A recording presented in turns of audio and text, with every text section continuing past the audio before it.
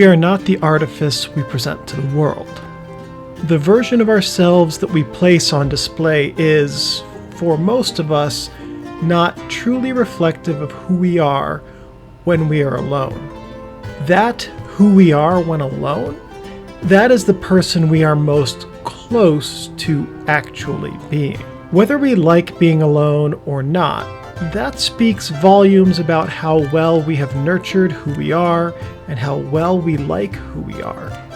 In silence, we hear our actual self, the insecurities, fears, concerns, and worries, or the hopes, expectations, plans, and ideally our creative visions. What we hear in our times with silence speaks to who we actually are, stripped of the face we display for others. In that silence of our time away from others, we hear, if we choose to listen, the voice within us that tries to quietly guide us to who we can be. That quiet voice needs quiet to be heard. It needs stimulation to grow. Given time to develop, that voice can become louder, loud enough even to be the voice that we hear come from ourselves when we share spaces and time with others. Silence and our embrace of it are prerequisite to our creative drive. Embracing the quietude of a small space, maybe our living rooms, or a large space, maybe at the shore of a still pond, trains us to listen for that creative voice inside. For me, that silent space is solitude in nature, a complete aloneness where silence is not mute, but filled with the calls of crickets and frogs, the woodwind-like background of gentle wind caressing tree branches, creaks like a string instrument from those swaying trees, the soft timpani of wind on a quiet lake, and the slide and tap like wire brushes on a snare drum when small, wind-driven waves reach shore. Silence is not just being alone with the electric hum of our nervous system. Silence can and should be a place where the fullness of solitude reaches through us and shapes us into something new. Silence can help us become more human, become the person we can be, something that exceeds the sum of our parts and experiences. Well, when does a camera become a camera? Is it when the last screw is put in at the factory? When the first owner takes it in his or her hands and excitedly starts to learn to use it? Does it not become a camera until it takes its first photo, when it gets its first scratch? Maybe not until the first time someone calls it my camera.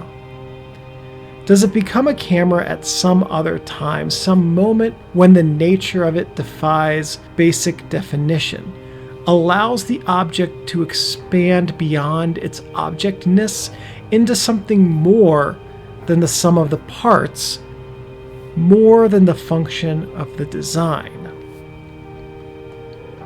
There are cameras for which their use is special. There is a certain click with them, a unique and undefinable attribute, a soul that makes using them an experience that transcends rote or routine photography.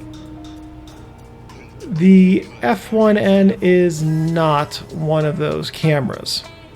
It does not drink homemade kombucha and discuss mysticism.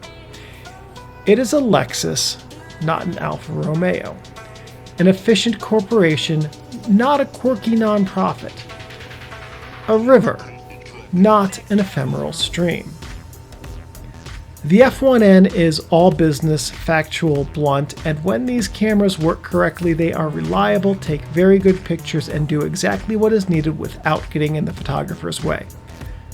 And as I've said in many reviews, that's what a camera should do, and that means that the F-1N ticks all the important boxes for me about what makes a good camera.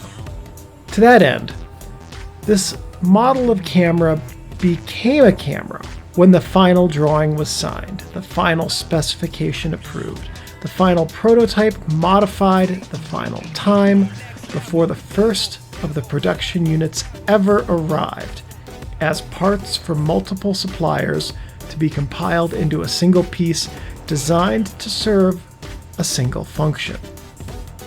The engineers and designers who develop cameras, in my mind, create the best product they can based on their understanding of photographers' needs, or the way in which their marketing department plans to sell the gear. I tend to think that they design something to be the best it can be and then send it out to the world to make its mark. I think that all creativity works the same way. This includes the creative time and energy we put into ourselves, the time we spend embracing the fullness of silence when we can find it, and the resulting deepness that brings out from within us. What is the nature of creating and creativity? As a creator, as someone who labors to improve his writing and photography, as someone who spent 7 years learning the craft of the written word, I like to think I have a special insight into this subject. The nature of creativity is repetition and practice infused with mistakes and corrections. Creativity is a spark, sure, an idea that stems at a point in our brains unreachable through even the most concentrated thought, audible only when we learn to listen for it. But that spark is nothing without work, time, and diligence. That creative moment, that point at which an idea commences, it dies quickly without support.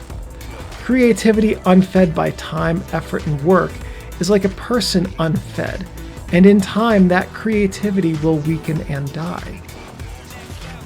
You've likely heard the cliche, the creative process. And it's a cliche because it's true, because creativity is never a destination, never a goal that can be achieved. Forever it will be a process that will lead you wherever you'd like to go with it, for good or ill. The tools of creation are not enough. Creation is an act that uses these tools. Shelves full of cameras that collect dust will never advance a creative effort without use. Find a reliable camera. Find a few good lenses. Find a place in which you can embrace a bountiful silence. Find in yourself the voice you can release, the voice that has something to say. It is there waiting to be heard, waiting to be fed, and waiting to guide you. It is waiting for that moment when you hear it. And in that moment when you hear it, lift your camera to your eyes and create something of value.